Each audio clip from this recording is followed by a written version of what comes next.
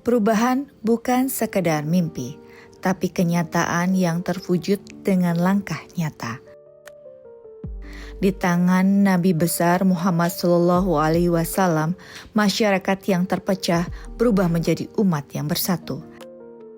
Dari sistem sosial yang penuh ketidakadilan menjadi tatanan yang berkeadilan.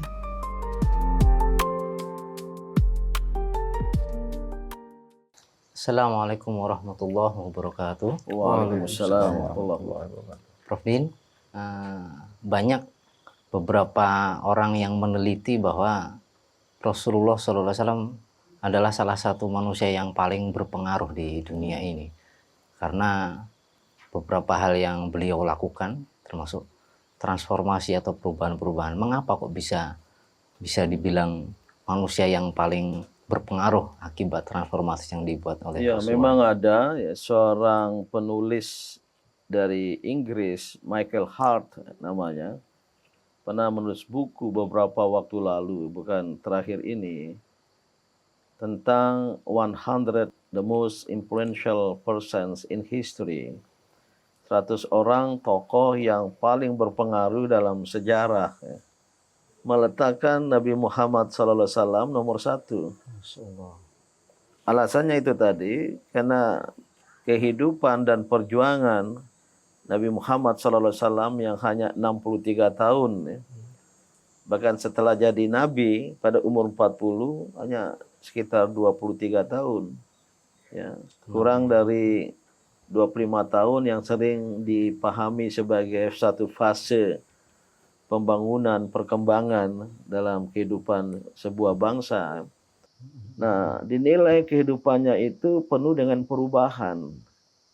Kehidupannya itu adalah sebuah transformasi yang signifikan. Bahkan saya ingat ada seorang orientalis dari Belanda, Thomas Carlyle, dalam sebuah bukunya mengatakan revolusi transformasi Muhammad bagaikan ledakan mesiu di padang pasir yang menerbangkan butir-butiran pasir ke seluruh dunia. Ini punya makna simbolik, metaforik ya. Jadi dia pakai istilah revolusi bukan transformasi. Ya, perubahan, revolusi, transformasi yang dilakukan oleh Nabi Muhammad ini bagaikan ledakan mesiu. Karena tempatnya di Jazirah Arab, maka menerbangkan butir-butir pasir ke seluruh dunia. Ya, terbukti pengikut Nabi Muhammad, umat Islam sekarang ini nomor 2 terbesar di dunia, berada dan bermukim di seluruh dunia. Tidak hanya di Jazirah Arab, di Afrika Utara, di Asia Tenggara, Asia Selatan, tapi juga di Amerika, Eropa, Kanada, sampai juga ke Australia dan New Zealand gitu. Mengapa itu terjadi? Ya, karena agama yang dibawa oleh Muhammad SAW ini adalah agama transformasi, agama perubahan, dan kehidupan Nabi itu penuh dengan perubahan. Hijrah itu sendiri adalah awal dan pangkal dari sebuah proses perubahan. Nah, Bang Din, mengapa Nabi Muhammad pada saat itu memandang penting sekali nih dilakukan transformasi, bahkan revolusi tadi itu? Iya, karena kehidupan manusia harus berubah. Karena kenyataan dari masyarakat Arab yang disebut jahiliyah, tenggelam dalam kebodohan, yang tidak sesuai dengan nilai-nilai kemanusiaan, harus diubah. Ya, ada pelanggaran akidah, manusia menyembah berhala. Ada eksploitasi penindasan manusia atas manusia dalam bidang ekonomi, dalam bidang sosial. Anak perempuan yang lahir harus dikubur hidup-hidup. Inilah sebuah kenyataan yang harus diubah. Dan sebelum menerima wahyu, Nabi Muhammad SAW berada di Gua Hira itu, settingnya melihat kota Makkah pada malam-malam hari, merenung tentang kerusakan masyarakat. Maka muncul tekad, saya harus melakukan perubahan. Itu bahasa kita sekarang, transformasi. Dan itulah kemudian mendapat legitimasi Allah Subhanahu wa taala mengirim malaikat Jibril bawa wahyu. Iqra, Iqra, bacalah. Teruslah baca keadaan masyarakatmu yang penuh dengan penyimpangan dan pelanggaran itu. Iqra, bacalah nanti wahyu ilahi. Iqra alam semesta. Itulah yang menjadi pangkal ya, dari transformasi Muhammad sallallahu alaihi wasallam yang mungkin dalam waktu singkat ini kita coba bincangkan ya. Apa saja ya transformasi yang terjadi di era Nabi Muhammad sallallahu alaihi wasallam ini.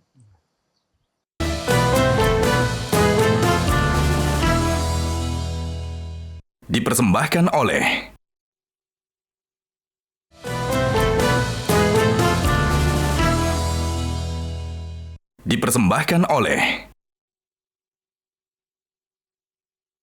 Bismillahirrahmanirrahim. My name is Radi Adinata and I'm from 10th grade. Rasulullah sallallahu alaihi wasallam once said, "Innama bu'istu liutammima makarimal akhlaq." Rasulullah sallallahu alaihi wasallam was sent to the world to perfect the manner of human beings. My question, Ayahanda, what values did Prophet Muhammad sallallahu alaihi wasallam implemented in the era of transformation? Thank you. Oke, thank you Ananda Radi, santri kelas 10 SMA Diamalela yang bertanya tentang apa saja nilai-nilai Islam yang diterapkan oleh Nabi Muhammad SAW dalam melangsungkan transformasi di masyarakat Arab pada waktu itu ya. Dan diawali tadi dengan hadis yang populer ya, tentang misi kenabian untuk menyempurnakan akhlak ya. Dengan pernyataan Nabi Muhammad SAW bahwa aku diutus untuk mengembangkan dan menyempurnakan akhlak, tentu al-akhlaqul karimah, akhlak-akhlak yang baik, ini menjadi modal transformasi. Ya, al-akhlaqul karimah, akhlak yang terlahir dari hubungan manusia makhluk dengan Allah al-Khaliq, dan manusia mampu menurunkan ya, apa yang disebut dengan al-asmaul husna, ya, sifat-sifat dan nama-nama kebaikan Allah dalam diri, lahirlah al-akhlaqul karimah yang mengandung nilai-nilai kebaikan, nilai-nilai kemajuan. Inilah yang sangat relevan dan berguna bagi transformasi. Itulah yang diterapkan oleh Rasulullah SAW. Antara lain nilai kejujuran dan tanggung jawab. Ini yang mahal masa sekarang ini. Jarang ada. Seorang Muhammad masih muda diberi kepercayaan untuk memimpin peletakan kembali Hajar Aswad oleh tokoh-tokoh masyarakat Arab karena beliau adalah seorang yang dapat dipercayai. Al-Amin gelarnya itu. Ya, orang yang dapat dipercayai dan sekaligus orang yang jujur.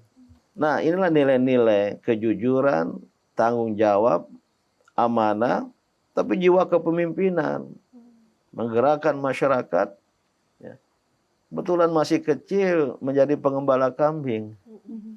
Coba bayangkan di padang pasir membawa kambing, domba untuk diberi makan. Ini kepemimpinan.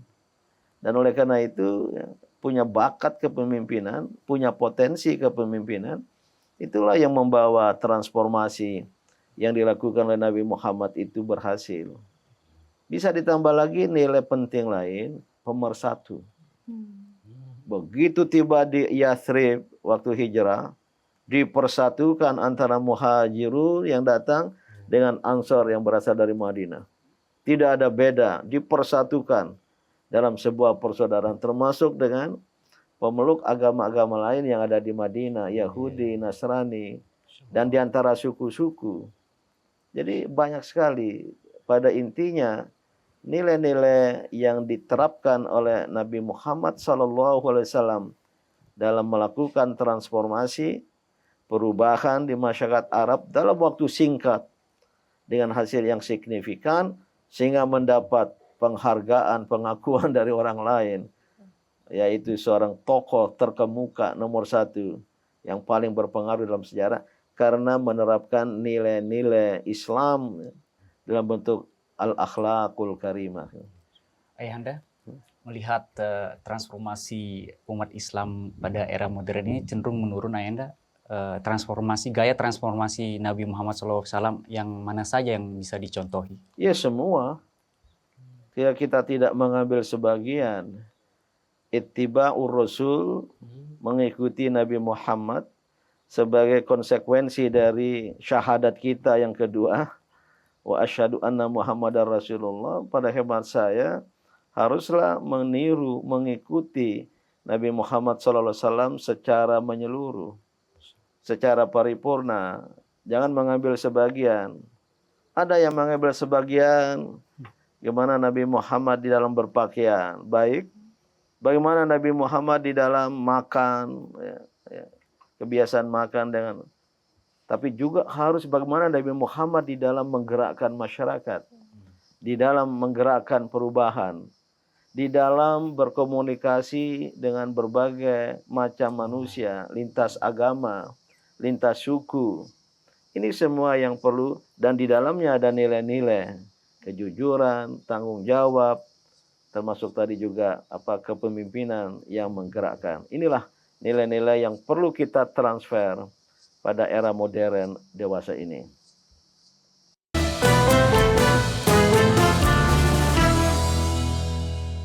Dipersembahkan oleh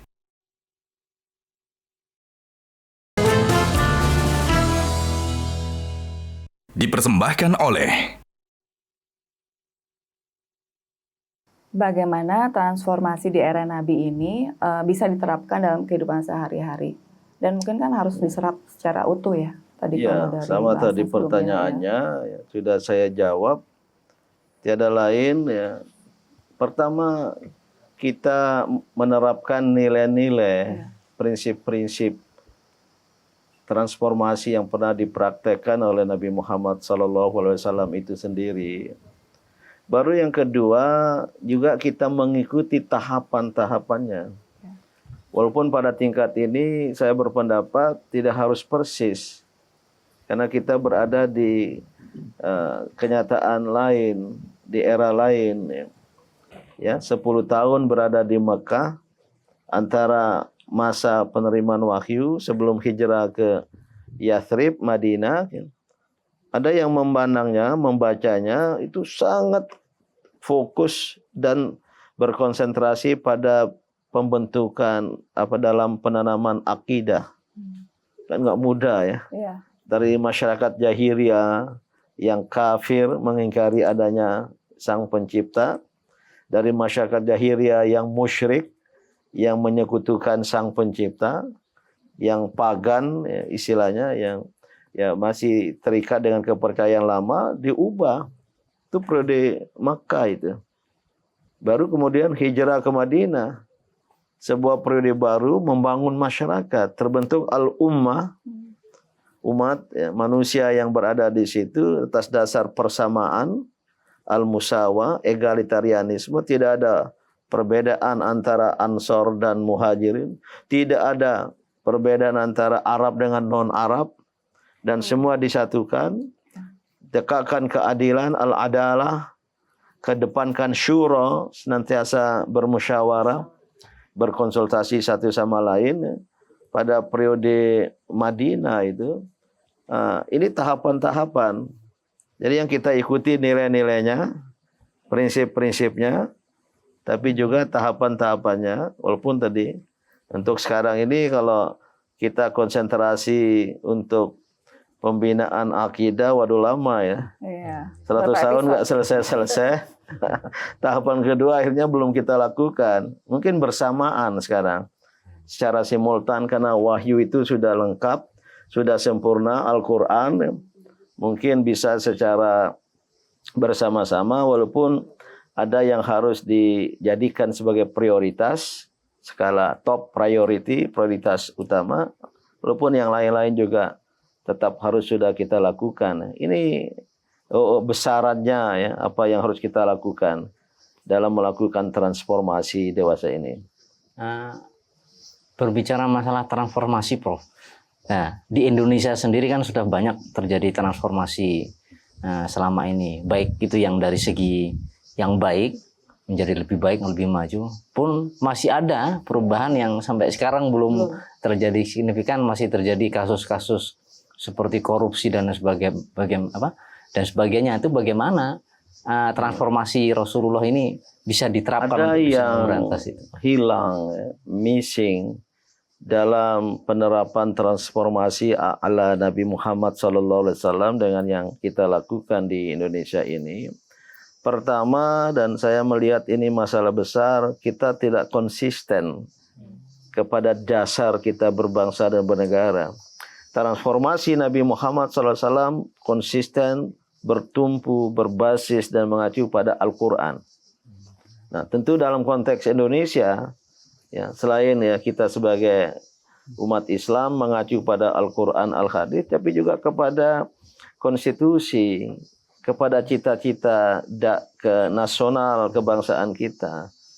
Yang kedua, harus ada keteladanan pemimpin. Ya. Rasulullah SAW itu uswatun hasanah. Betul-betul meneladankan ya, nilai-nilai kebaikan kepada sahabat dan kepada umatnya. Nah, yang missing di Indonesia itu langkahnya keteladanan pemimpin yang tidak satu kata dan laku. Ucap dan laku berbeda. Yang ketiga, walaupun sudah ada, tapi saya menilai kurang berorientasi ke masa depan. Ya. Kurang berorientasi ke masa depan. Transformasi perubahan yang harus dilakukan itu mengubah keadaan. Apalagi yang masih buruk sekarang ini untuk menjadi baik di masa depan. Atau sudah baik pada zaman sekarang untuk lebih baik pada masa depan. Ya. Orientasi ke masa depan ini ya tidak harus dikaitkan dengan Indonesia, tapi mungkin dengan dunia Islam. Maka apa yang harus kita lakukan sekarang ini sebagai umat Islam di Indonesia tiada lain adalah mengikuti secara sejati apa-apa yang telah dilakukan Rasulullah SAW dalam melangsungkan transformasi di sebuah masyarakat jahiliyah dalam waktu yang sesingkat-singkatnya, namun telah menghasilkan suatu keadaan yang sangat baik sekali. Terbentuk al-ummah al-islamiyah dan terbentuk pula al-Madinah al-Munawwarah, sebuah nuansa peradaban yang mencerahkan. Transformasi di era Nabi Muhammad SAW membuktikan bahwa era perubahan besar terjadi melalui kepemimpinan yang bijaksana, hukum yang adil, dan nilai-nilai yang kuat. Dari Mekah hingga Madinah, Islam hadir sebagai cahaya yang menerangi jalan peradaban.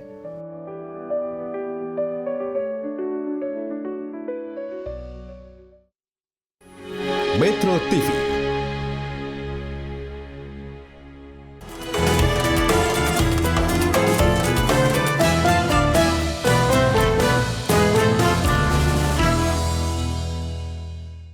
Dipersembahkan oleh Petik